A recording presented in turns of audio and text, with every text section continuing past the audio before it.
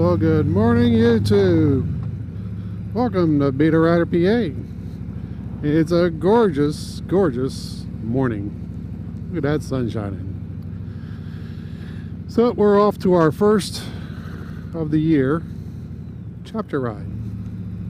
And everybody likes to talk about brotherhood and community, a motorcycling community. I've been doing this for well, I rode motorcycles in California in the 80s, but I wasn't in any groups or anything. I just rode a bike back and forth to work to save money. Then in the 90s, I got out of the military, came home, and decided that I wanted to ride motorcycles. So I bought a Honda, and I rode my Honda. And then I started to I got the 1100, and I went from a VLX 600 to 1100, and I was riding with some people I knew that I met through family and been friends with them and stuff. And then I went out and bought a Yamaha, the Star Venture, because I needed a bigger bike because I was traveling, I was on the road. We go trips, different places, and you need all that cargo space, and strapping everything with bungee cords on 1100, including the hair dryer for the wife, is just too much. So I went to the heavier bike, and which is fine. And I rode that thing for 8 years. I kept it a good while. And I went to Daytona and bought a Harley. So my community grew a lot more when I went from riding Yamahas to riding Harleys. And everybody goes, well, you know, they all got their complaints about different groups. Believe me, every group has an issue. I don't care what group you're in. They all have problems because human beings are involved. And it's just a simple fact of the way the world is. But, in that token, I met a lot of people. I've rode with a lot of different people. Some ride short, some ride long. Everybody rides different. It's all good. It's all for fun. That's what it's for. But you can't knock other people's brands. I don't knock nobody's brands, and there's people that do, and it's just an individual thing. And you can't blame everybody that rides a Harley because they hate to dog a Honda. Hondas dog Harleys. I was in Yamaha. They used to dog Harleys and Yamaha. Don't let them fool you. It's the same. And when people judge you by what you ride, to me, that's just another form of racism. It's two wheels and a headlight, dude. Ride your motorcycle. I don't care what you ride. If you like to ride, you want to go riding, hey, let's go riding. The only thing I think about Harleys is that it's an easier community to get into. You have riding groups at the dealerships. It makes it a lot easier. Star was not so easy.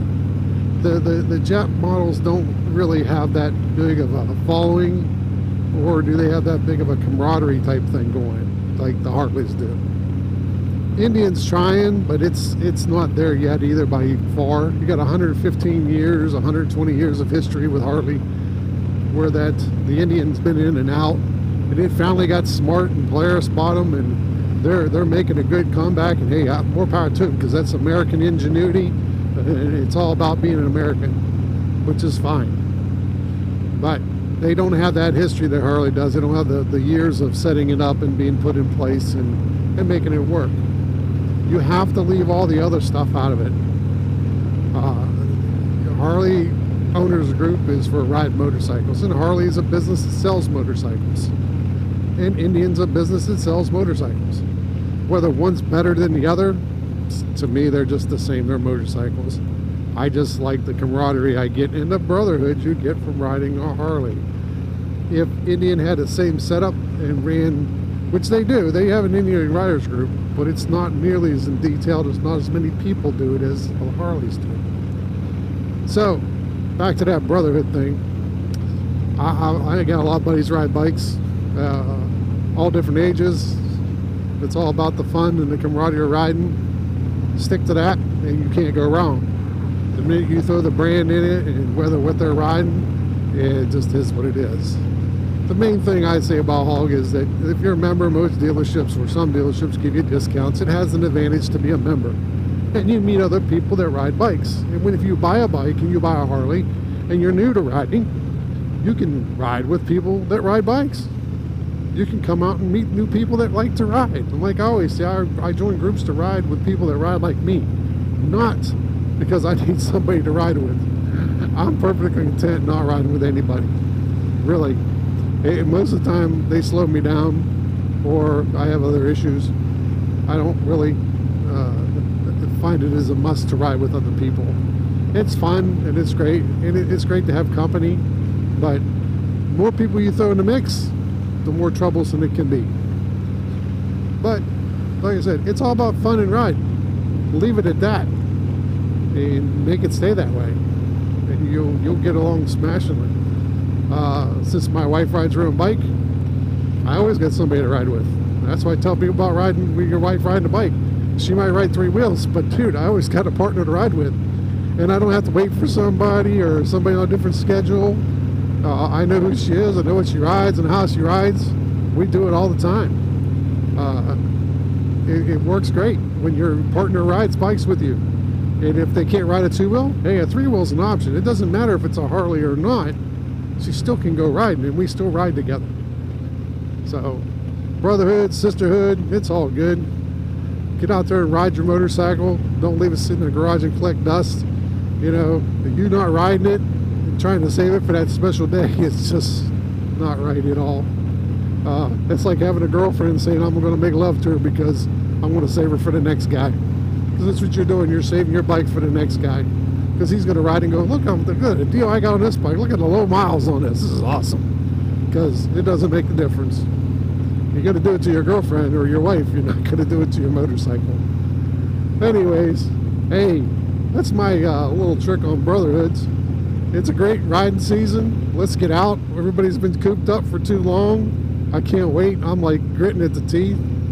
You should take it out and play with it. Buy some heated gear. It's, what is it, I got 40 degrees. And I'm out here riding. And I can't even tell it's 40 degrees. I got heated gloves on. My jacket liner's heated.